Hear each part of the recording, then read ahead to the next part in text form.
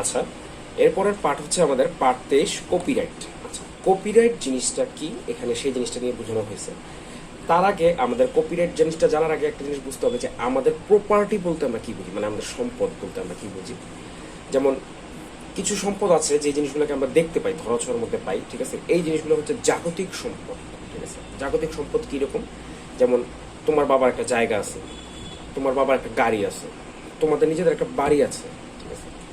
এই জিনিসগুলো হচ্ছে তোমাদের জাগতিক সম্পদ। বাট কিছু সম্পদ আছে যেগুলো জাগতিক না, যেগুলাকে আমরা বুদ্ধিভিত্তিক সম্পদ বলি। বুদ্ধিভিত্তিক সম্পদ কি? যেমন একজন কবি, সে তার কবিতা লেখার ক্ষমতা আছে, সে কবিতা লিখে, এই কবিতাগুলা বা কবিতার ছন্দগুলা, অনুপ্রাসগুলা তার সম্পদ। তারপর দেখা গেছে কেউ ছবি আঁকে, এই যে ছবি আঁকতে পারাটা, তার আঁকা ছবি, এগুলো হচ্ছে তার সম্পদ। কেউ দেখা গেছে মুভি দেখে, কেউ দেখা গেছে আবৃত্তি করে, কেউ গেমস খেলে, গান শোনে, ঠিক আছে, গান গায়, ঠিক আছে। এই জিনিসগুলো যার যার এক একটা বুদ্ধিভিত্তিক সম্পদ। এগুলো কিন্তু তুমি জাগতিক সম্পদ বলে বিবেচনা করতে পারবে না। কেন জাগতিক সম্পদ বলে বিবেচনা করতে পারবে না? কারণ এগুলা তুমি ধরাছোঁয়ার মধ্যে রাখতে পারবে না। একটা গান কি তুমি ধরতে পারবে? হাত দিয়ে ধরতে পারবে না, এটা জাগতিক সম্পদ না। তো এই ধরনের বুদ্ধিভিত্তিক সম্পদ বা জাগতিক সম্পদ, প্রত্যেকটা সম্পদই কিন্তু হারানোর একটা সম্ভাবনা থাকে। কি? আমার এই সম্পদটা কোনো কারণে হারিয়ে যেতে পারে, কেউ সেই সম্পদটা দখল করতে পারে, ঠিক আছে। এই কারণে কি হয় দেখবা, জায়গার দলিল থাকে, জায়গার জমি ভূমির দলিল থাকে, ভূমি রেজিস্ট্রি করা হয়, ভূমির দলিল থাকে, বাড়ির দলিল থাকে। তোমার গাড়ি একটা কেনার পর রেজিস্ট্রেশন করতে হয় গভর্নমেন্টের কাছে, নিবন্ধন করতে হয়, ঠিক আছে। তো এই যে জিনিসগুলা, এই জিনিসগুলোর দ্বারা কি হয় যে তোমার বাড়িটা তোমার নামে রেজিস্ট্রি করা আছে, তার মানে হুট করে কেউ এসে বলতে পারবে না যে বাড়িটা আমার। বা কেউ চাইলেই আলাদিনের জাদুর চারাক ব্যবহার করে, ঠিক আছে, দৈত্যকে ডাইকাই না বাড়িটা উঠে নিয়ে যেতে পারবে না। কেউ চাইলেই রাস্তায় তোমার গাড়িটা দেখা বলতে পারবে না যে এটা আমার গাড়ি। কেন? কারণ সেই গাড়ির মালিকানা এবং সত্ত্বাধিকার তোমার হাতে আছে, ঠিক আছে। ঠিক তেমনি আমাদের যে এই বুদ্ধিভিত্তিক যে সম্পদগুলো আছে, কবিতা, গান, ছবি, ঠিক আছে, এই জিনিসগুলোও, ঠিক আছে, আমাদের একটা আইনের আওতায় না সেগুলোকে চুরি বা জবরদখল, ঠিক আছে, বা কারো অনুমতি ব্যতীত, ঠিক আছে, ব্যবহার, এইগুলো থেকে আমাদের প্রতিহত করার একটা ব্যাপার আছে। সেই ব্যাপারটার প্রসঙ্গেই কপিরাইট শব্দটা আসছে। কিরকম? ধরো তোমার কম্পিউটারে একটা গান আছে, তুমি কি করলা, সেই গানটাকে কপি করে তোমার বন্ধুকে দিলা। এখন এই যে তুমি গানটাকে কপি করে তোমার বন্ধুকে দিলা, এই গানটা যার, সেই ব্যক্তির অনুমতি ব্যতীত তুমি যদি গানটাকে কপি করে তোমার বন্ধুকে দাও, তাহলে কিন্তু তুমি একটা আইন ভঙ্গ করলাম, নৈতিকতা বিবর্জিত একটা কাজ করলাম। কিরকম? যে এই গানটার যার গাওয়া বা গানটা যিনি লিখছেন বা যিনি কম্পোজার, গানের সত্ত্বাধিকার যার, তুমি তার অনুমতি ব্যতীত এই গানটা কি করলা, তোমার বন্ধুর কাছে শেয়ার করলা। তারপর দেখা গেছে একজন লেখক, সে একটা বইয়ের পাণ্ডুলিপি তৈরি করছে, তুমি কি করলা, তার সেই পাণ্ডুলিপিটা তার অনুমতি ব্যতীতই কম্পিউটারে টাইপ করে, কম্পোজ করে, তুমি প্রিন্ট করে বই আকারে বাজারে ছেড়ে দিলাম। এটা কিন্তু একটা নৈতিকতা বিবর্জিত কাজ, ঠিক আছে। এইটাও কি করলো, তুমি আইন ভঙ্গ করে একটা কাজ করলো। তো এইভাবে এই জিনিসটা বোঝানো হয়েছে কি, যে পৃথিবীর দেশে দেশে সৃজনশীল সৃষ্টিকর্মের কপি বা পুনরুৎপাদন, অবৈধ ব্যবহার ইত্যাদি বন্ধের জন্য আইনের বিধান রাখা হয়। যেহেতু এই আইন কপি বা পুনরুৎপাদনের অধিকার সংরক্ষণ নিয়ে তৈরি, তাই এটিকে কপিরাইট আইন বা সংক্ষেপে কপিরাইট বলে। কপি বা পুনরুৎপাদন যে কোনো ধরনের সৃজনশীল সৃষ্টিকর্ম, মানে যেগুলো কিনা ক্রিয়েটিভ ওয়ার্ক, এই ধরনের সৃজনশীল সৃষ্টিকর্ম কপি বা পুনরুৎপাদন বন্ধ করার লক্ষ্যে যে আইন বিশ্বে প্রচলিত আছে, সেটাই হচ্ছে কপিরাইট আইন। এবং এই আইনটাকে সংক্ষেপে কি বলা হয়? কপিরাইট বলা হয়, যে কি কপিরাইট প্রোটেক্টিভ।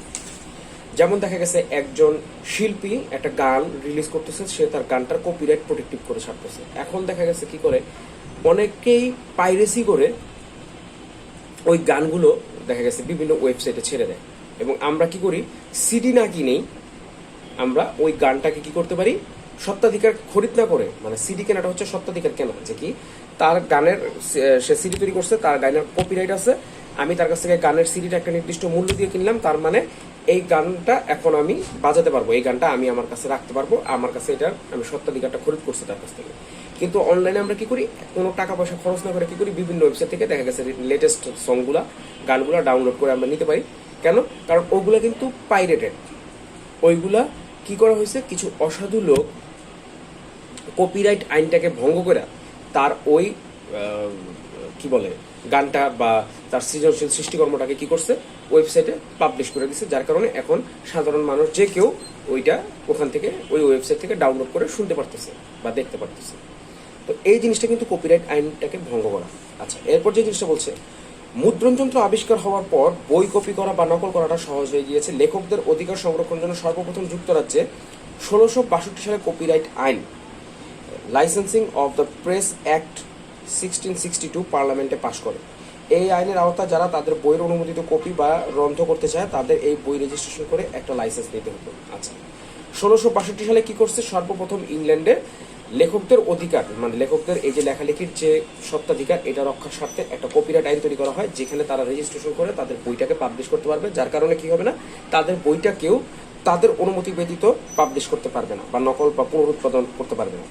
আচ্ছা, এছাড়াও পরবর্তীতে আস্তে আস্তে কি হয়েছিল, বিভিন্ন আবিষ্কার, ব্যবসার মার্কা ইত্যাদি বুদ্ধিভিত্তিক সম্পদ বা মেধাস্বত্ব সংরক্ষণের আওতায় চলে আসে। কিরকম, যেমন বিভিন্ন ধরনের বিজনেস আছে, বিজনেসের আমরা দেখা গেছে ট্রেডমার্ক থাকে, যে বিজনেসের লোগো থাকে, এই সিম্বল লোগো, ঠিক আছে, এই জিনিসগুলো বর্তমানে কি হয়েছে, কপিরাইট আইনের আওতায় চলে আসছে।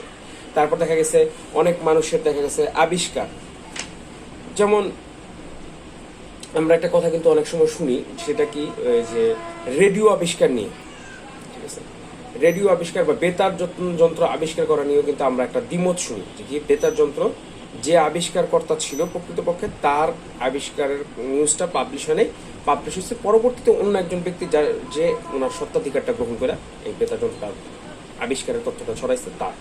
কিন্তু আসল সত্যটা কি আমরা কিন্তু সেটা ঠিকঠাকভাবে কখনোই জানি না, ঠিক আছে।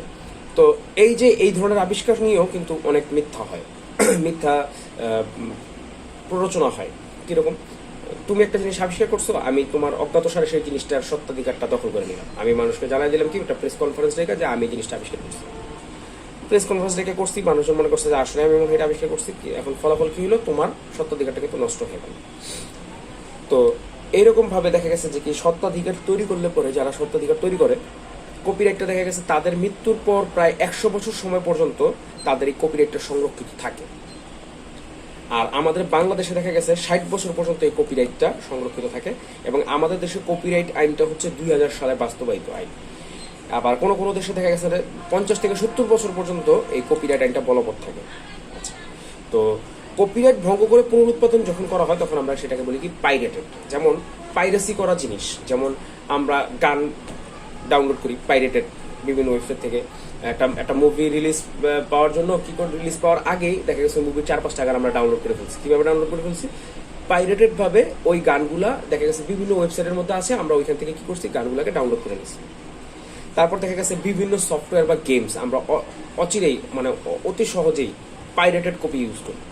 যেমন একটা জিনিস চিন্তা করে, একটা জিনিস বলি আমি তোমাদের তথ্য দিই, সেটা হচ্ছে বাংলাদেশে যারা কম্পিউটার ইউজার আছে তাদের মধ্যে 75% ইউজারই কি অপারেটিং সিস্টেম যে ব্যবহার করে, তারা তাদের অপারেটিং সিস্টেমটা ইউজ করে ফ্রি এডিশন, মানে চোরাই পাইরেটেড অপারেটিং সিস্টেম ব্যবহার করে।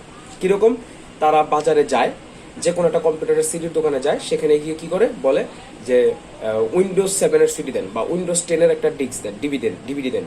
কি করে দোকানদার তাকে দেয় 30 টাকা দিয়ে, সে কি করে ওই ডিস্কটা কিনে বাসায় নিয়ে এসে তার কম্পিউটারে সেট আপ করে ওই অপারেটিং সিস্টেমটা। কিন্তু এটা কিন্তু একটা পাইরেটেড কপি, কারণ মাইক্রোসফটের অরিজিনাল উইন্ডোজ 10 যদি তোমাকে ব্যবহার করতে হয়, সেই উইন্ডোজ 10টা তোমাকে কি করতে হবে, খরিদ করতে হবে, মাইক্রোসফটের থেকে খরিদ করে তারপর তোমাকে ব্যবহার করতে হবে, এবং সেটার দাম মোটামুটি কয়েক হাজার ডলার।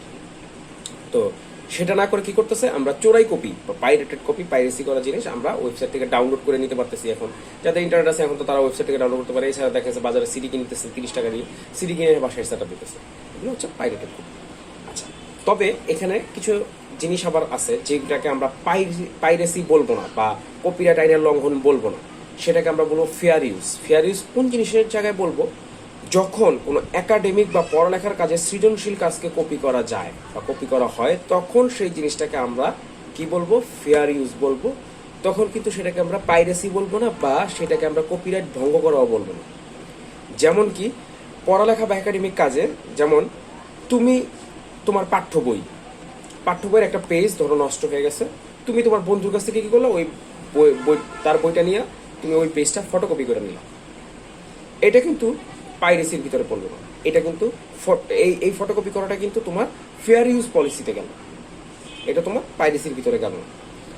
তারপর দেখা গেছে আবার কিছু কিছু ক্ষেত্রে দেখা যায় কিছু লেখক, শিল্পী বা প্রোগ্রামার, এরা কি করে, কিছু প্রোগ্রাম বা শিল্পকর্ম বা আর্ট ইত্যাদিকে বাজারে সকলের ব্যবহারের জন্য উন্মুক্ত করে দেয়। মানে সেটার জন্য কোনো কস্ট তারা ধার্য করে না, বাজারে কি করে তারা সেই জিনিসগুলোকে উন্মুক্ত করে দেয়। এগুলো হচ্ছে মুক্ত দর্শন বা ওপেন সোর্স, মুক্ত দর্শন বা ওপেন সোর্স ফিলোসফি। যারা এই ফিলোসফি করে বা মুক্ত দর্শন করে, তারা কি করে, যে মুক্তভাবে তোমাকে দিয়ে দিল ব্যবহারের জন্য, যে আমার তৈরি করা জিনিস, আমি শ্রম দিয়ে এটা তৈরি করছি বা আবিষ্কার করছি, কিন্তু তারপর আমি তোমাকে সেই জিনিসটা দিয়ে দিলাম বা সবার জন্য উন্মুক্ত করে দিলাম, সবাই তোমরা এটা ব্যবহার করো। কি মানব স্বার্থে, জনকল্যাণ স্বার্থে দেখা গেছে তারা কি করে, এই ওপেন সোর্স ফিলোসফিটা ব্যবহার করে, ঠিক আছে, মুক্ত দর্শনটা ব্যবহার করে। তারপর দেখা গেছে কি, যে এইটা এই কপিরাইটের টোটাল মানে উল্টো একটা জিনিস আছে, অন্য একটা ভিন্ন একটা জিনিস আছে, উল্টো একটা জিনিস। সেই জিনিসটা কি, সেটা হচ্ছে কপি লেফট। কপি লেফট জিনিসটা সম্বন্ধে বই কি বলছে, যে কপিরাইটের একেবারে উল্টোটি হলো কপি লেফট, যার অর্থ সৃজনশীল কর্মের স্রষ্টা সবাইকে এই কাজ করার সানন্দ অনুমতি দিচ্ছে, ঠিক আছে। এখানে কপিরাইটের মধ্যে ছিল কি, যে সৃজনশীল কাজটা যার, সে সৃজনশীল কাজের যে স্রষ্টা বা ক্রিয়েটর, সে কি করতেছে, একটা নির্দিষ্ট ব্যক্তিকে কোনো একটা শর্ত মাইনা তার সৃষ্টিটাকে ব্যবহার করতে দিতেছে বা কপি করতে দিতেছে। এটা ছিল কপিরাইট আইন। আর কপিরাইটের ঠিক উল্টোটা হচ্ছে কপি লেফট। কপি লেফটে কি করতেছে, সেই ক্রিয়েটর সাধারণ মানুষকে উন্মুক্তভাবে দিয়ে দিতেছে এবং তাদেরকে উদ্বুদ্ধ করতেছে যে তোমরা সানন্দে আমার এই জিনিসটা কপি করতে পারো যত ইচ্ছা, ঠিক আছে।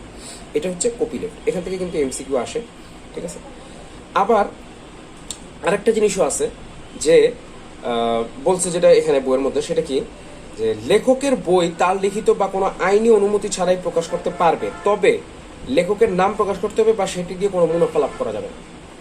তুমি যে কপি লেফটটা ব্যবহার করতেছো, ধরো আমি একটা বই লিখছি, ঠিক আছে, আমি বইটা লিখে কি করছি, আমি এটা আমার ফেসবুক পেজে বা অনলাইনে কোনো একটা ওয়েবসাইটে আমি ছেড়ে দিছি, ছেড়ে দিয়ে বলছি কি, যে আপনাদের যাদের ইচ্ছা আছে তারাই আমার চাইলে এই বইটা কপি করতে পারেন, কোনো সমস্যা নেই। বাট সেখানে শর্ত আছে একটা। কপি লেফটের ক্ষেত্রে এই শর্তটা হচ্ছে কি, আমার এই পাবলিশ করা বইটা আপনি ইচ্ছা মতো কপি করতে পারবেন, কিন্তু এই কপি করা বই থেকে আপনি কোনো প্রকার মুনাফা লাভ করতে পারবেন না। মানে ব্যবসায়িক উদ্দেশ্যে, অর্থপ্রাপ্তির উদ্দেশ্যে আপনি এই বইটাকে কপি করতে পারবেন না। বা এই বইটা যে আপনি কপি করতেছেন, বইটার মালিকানা যে আমার, বইটা যে আমি লিখছি, সেটা কিন্তু আপনাকে সুস্পষ্টভাবে উল্লেখ করে নিতে হবে যে হ্যাঁ বইটা আমি কপি করতেছি, বাট আমি সেটা উল্লেখ করে নিলাম যে আমি সেটা অমকের কাছ থেকে নিয়ে কপি করতেছি, ঠিক আছে। তো আরেকটা জিনিস যেটা বলছে সেটা হচ্ছে মুক্ত জ্ঞান ভান্ডার, ঠিক আছে। যে এই যে কি বলে ওপেন সোর্স ফিলোসফি বা মুক্ত দর্শন ছিল, আমরা আলোচনা করলাম, সেই মুক্ত দর্শন আরেকটা রেজাল্ট হচ্ছে wikipedia.org। wikipedia.org এর মধ্যে আসলে কি হয়েছে, সেটা কি একজন মানুষ তৈরি করছেন না, উইকিপিডিয়া একজন মানুষ তৈরি করে না।